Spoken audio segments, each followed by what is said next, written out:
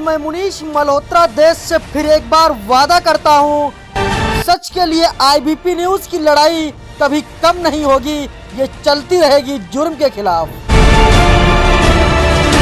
क्योंकि हमारे लिए राष्ट्र सर्वोपरि है। आईबीपी न्यूज के खिलाफ साजिश रचने वाले हमेशा हारते रहेंगे। नमस्कार, स्वागत है आपका आईबीपी न्यूज में और मैं हूं आपके साथ मुनीश कुमार मल्होत्रा। इस वक्त की बड़ी खबर उत्तर प्रदेश के हरदोई से आ रही है, जहां हरदोई पहुंचे अखिलेश यादव ने बीजेपी पर साधा निशाना।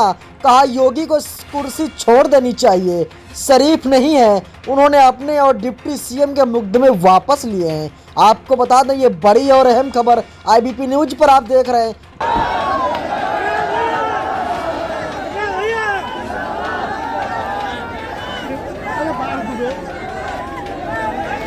जहां पर पहुंचे सपा के राष्ट्रीय अध्यक्ष अखिलेश यादव ने हरदोई से विपक्ष पर निशाना साधा। आपको बता दें कि बीजेपी पर निशाना साधा और सीधे विपक्ष पर निशाना साधते हुए बड़ी बात कह डाली।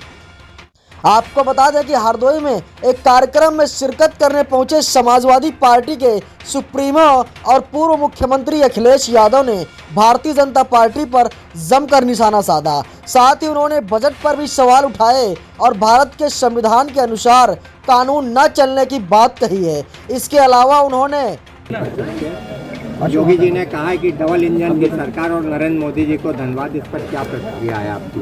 5 सीटों के नतीजे में समाजवादी पार्टी को एक भारतीय जनता पार्टी बेईमानी कर ले और बेईमानी के लिए बधाई एक दूसरे को दें। ये कोई पहला चुनाव उत्तर प्रदेश नहीं देख रहा है। इससे पहले भी चुनाव आपने देखे होंगे, जिसमें जिला पंचायत का आपने देखा कैसे भागते रहे, जिला पंचायत सदस्यों की कीमत लगती रही। ब्लॉक प्रमुखी का चुनाव देखा, जहां पर्चे तक नहीं भरने दिए। बगल का जिला लखीमपुर, जहां महिलाओं के साथ क्या व्यवहार हुआ था। उसके बाद एमएलसी का चुनाव था, उसमें भी आपने देखा कि जिलाधिकारी और कप्तान दोनों मिलकर के चुनाव लड़ रहे थे, पूरा प्रशासन लगा था। क्या उम्मीद करते हो आप उत्तर प्रदेश में इस तरह के चुनाव फेयर हो पाएंगे?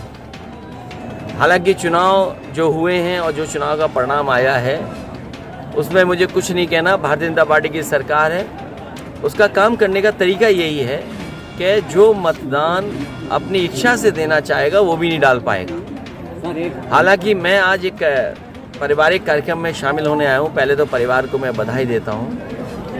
कार्यक्रम कल था, लेकिन आज आने का मौका मिल पाया तो मैं आज शामिल होकर के परिवार के लोगों से मिल रहा हूँ। साथ ही साथ मैं हरदोई के कार्यकर्ता जहां से एक्सप्रेसवे से उतरा हूं और इस गांव तक पहुंचा हूं, मुझे जगह जगह कार्यकर्ता नेता मिले, मैं उनको बधाई और धन्यवाद देता हूं। अजय मिश्र टेनी पर भी निशाना साधा। उन्होंने कहा कि मुझे उम्मीद है कि सिख समाज के लोग थार में बैठ करके लखीमपुर में भी जाएंगे।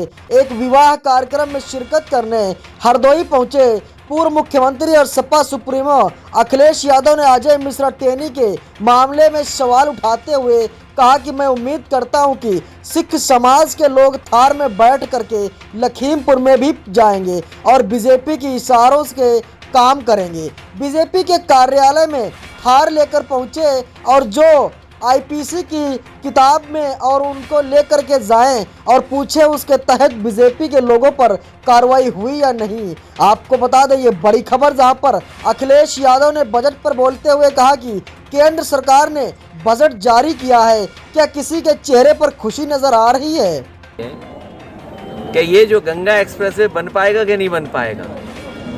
और एक कंपनी जो दावा करती थी अभी कुछ दिन पहले तक कि 70,000 करोड़ का इन्वेस्टमेंट करेंगे, और आज जिन्होंने चीज़ें जानी होंगी, जो मालिक दुनिया के नंबर 2 पे था, हम आप सब उम्मीद लगाए थे कि हो सकता है 24 तक वो नंबर 1 पर पहुंच जाए। आज सोचो 20 की सूची से भी बाहर हो गया। सवाल वैल्यूएशन का नहीं है कि वैल्यूएशन कहाँ से कहाँ हो गई, किस कंपनी की वैल्यूएशन क्या से कहाँ पहुंच गए हम। जिन लोगों ने पैसा लगाया था उनके पैसे का नुकसान कितना हुआ होगा। एक व्यक्ति, कंपनी तो 20 से बाहर हो गई सूची में, लेकिन जिन्होंने पैसा लगाया होगा उनका क्या नुकसान हुआ होगा। और फिर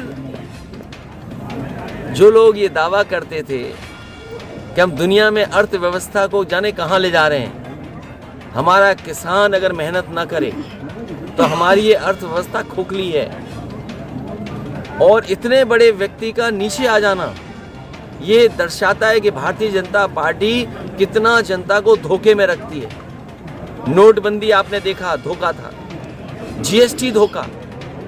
आज ही कीमत दूध की बढ़ी है, और यहाँ तो ग्रामीण क्षेत्र जहाँ शायद दूध की कीमत वो नहीं है जो बाजार में आज है। अगर अमूल रुपया बढ़ा दे, अमूल अगर कीमत बढ़ा रहा है और 70 तक रुपए ले जा रहा है, तो सोचिए महंगाई कहाँ है। यही लोग रिफाइंड बेच रहे थे जानबूझ करके, सरसों का तेल महंगा करके। जब सरसों का तेल महंगा हो जाएगा और रिफाइंड सस्ता बिकने लगेगा, आपको याद होगा रिफाइंड कौन मालिक है? गेहूं में हालांकि वो जो मुनाफा किसान को मिलना चाहिए वो नहीं मिला। 2022 तक आय दोगुनी होनी थी, लेकिन आटा किस कीमत पहुंच गया, गैस सिलेंडर किस कीमत है, महंगाई चरम सीमा पर है। तो ये बड़े सवाल हैं, इन सवालों पे चिंता करना चाहिए। अर्थव्यवस्था खोखली है, बीजेपी ने अर्थव्यवस्था को खोखला कर दिया है। एक सवाल ले लीजिए, आज मायावती जी का ये बड़ी और अहम खबर आईबीपी न्यूज पर आप देख रहे हैं, जहां पर अखिलेश यादव ने बजट पर निशाना साधते हुए कहा कि बजट से हर कोई कंफ्यूज है, लोगों को बजट समझ में नहीं आया। वहीं मुख्यमंत्री योगी आदित्यनाथ के बयान को लेकर के उन्होंने कहा, अगर योगी के मुंह में ऐसी बात निकल रही है तो वह क्योंकि मुख्यमंत्री बने बैठे हैं, हटो इस कुर्सी से, ये कहना है अखिलेश यादव का। मुख्यमंत्री योगी आदित्यनाथ द्वारा मुख्तार अंसारी पर दिए बयान को लेकर के अखिलेश यादव ने योगी आदित्यनाथ पर हमला बोलते हुए कहा, उनकी सरकार में क्या सब शरीफ हैं और क्या खुद योगी आदित्यनाथ शरीफ हैं। उन्होंने ये भी कहा कि यदि क्योंकि मुख्यमंत्री जी का उन्होंने अपने खुद से केस वापस लिए हैं, डिप्टी सीएम के वापस लिए, ऐसे मुख्यमंत्री को दूसरे पर कहने पर अधिकार नहीं है। उन्होंने कहा कि कानून है, संविधान है, मुझे लगता है मुख्तार अंसारी को न्यायालय से न्याय मिलेगा। ये बड़ी और अहम खबर आईबीपी न्यूज पर आप देख रहे हैं। संविधान है जिसे बाबा साहेब डॉक्टर भीमराव अम्बेडकर ने इसमें शूद्रों की नहीं बल्कि एसटी, एसटी व ओबीसी की संज्ञा दी है। इन्हें शूद्र कह के सपा इनका अपमान कर रही है, संविधान की अवहेलना न करे। साथ में उन्होंने 95 का भी जिक्र किया है कि लखनऊ स्टेट गेस्ट हाउस में जो घटना हुई थी उसमें सपा को अपने गिरेबान में झाँक के देखना चाहिए, जब एक दलित की बेटी पर सपा सरकार ने जानलेवा हमला कराया। ये मेरे पत्रकार साथी, बीजेपी की होशियारी हम ही नहीं समझ पाया। बीजेपी होशियार पार्टी है, वो जो जवाब नहीं देना चाहती है कभी कभी दूसरे दलों को आगे करती है। जहाँ तक सवाल संविधान का है, हमने भी 26 तारीख का अगर स्टेटमेंट देखेंगे, 26 जनवरी का गणतंत्र दिवस के दिन ये कहा कि हम समाजवादियों के लिए सबसे बड़ा धर्म अगर कोई है तो हमारा संविधान है। हम इस लोकतंत्र की पूजा करते हैं और संविधान जो हमें अधिकार देता है वो अधिकार छीने जा रहे हैं। संविधान में कहाँ का भेदभाव करें हम? संविधान ने कहाँ कहा कि धर्म को ऊंचा नीचा दिखाएं? हमारे बाबा साहब भीमराव अम्बेडकर जी ने, डॉक्टर राममनोहर लोहिया ने जो आंदोलन चलाया, जो लड़ाई लड़ी, क्या उसके तहत हमें अधिकार मिल रहे हैं? बीजेपी वही अधिकार छीन रही है और लोगों को अपमानित कर रही है।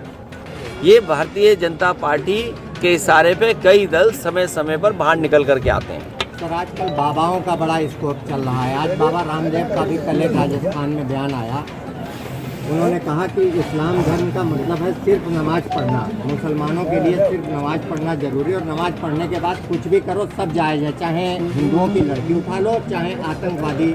ये बीजेपी के कई रूप में कई तरह के लोग हैं जो सहयोग और साथ देते हैं। जब बजट देश का पास हुआ है, आप बताओ किसके चेहरे पे खुशी है? क्या बजट को समझ पाए लोग? ये हर चीज जो हमें सहूलियत दे सकती थी उस पे सब पे किस तरीके से कब्जा हो रहा है। चरम सीमा पर महंगाई, चरम सीमा पर बेरोजगारी। क्या महंगाई कम करने के लिए, बेरोजगारी कम करने के लिए कुछ फैसला लिया गया है? ये जो सड़कें बन रही हैं, आपको हमको चिंता करनी चाहिए। ये गंगा एक्सप्रेस बन भी पाएगा, नहीं बन पाएगा? आपके बिल्कुल जिले से निकल के जा रहा है। सर रामदेव सोचो ठेका किसके पास था। सर रामदेव जी की चिंता दूसरी और है। देखिए बाबा रामदेव जी के लिए चिंता इसलिए मत करिए, वो योग अब नहीं सिखा रहे, योग नहीं सिखा रहे हैं, वो व्यापार कर रहे हैं। मुझे उम्मीद है कि वो उत्तर प्रदेश में अच्छा व्यापार करेंगे, तेल घी बिस्किट पाउडर नमकीन वो अच्छा बेचें। सर यूपी में इन्वेस्टमेंट समिट की जा रही है निवेश के लिए। ये इन्वेस्टमेंट मीट पहले भी धोखा थी और फिर धोखा होने जा रहा है। और आज अगर अखबार आपने पढ़ा होगा, मुख्यमंत्री जी ने कहा कि हमने 75% जमीन पर ले आए, तो इसका मतलब ये हुआ कि लगभग 5 लाख करोड़ और उसका 75% जमीन पे आ गया। तो हरदोई के लोगों बताओ, जो समाजवादी सरकार में आपके कारखाने लगे थे संडीला में, उसके अलावा एक कारखाना आगे लगाओ तो बता दो आप। एक कारखाना लगाओ हरदोई में, एक कारखाना कन्नौज में लगा हो। तो ये केवल जनता को गुमराह कर रहे हैं, अखबारों के माध्यम से टीवी के माध्यम से अपनी बात को पहुंचाने का काम कर रहे हैं और केवल झूठ बोल रहे हैं। सर योगी जी ने कहा है कि जहां पर अखिलेश यादव ने विपक्ष पर सीधे निशाना साधते हुए और बजट पर भी निशाना साधा है। IBP न्यूज के लिए ब्यूरो रिपोर्ट हरदोई उत्तर प्रदेश।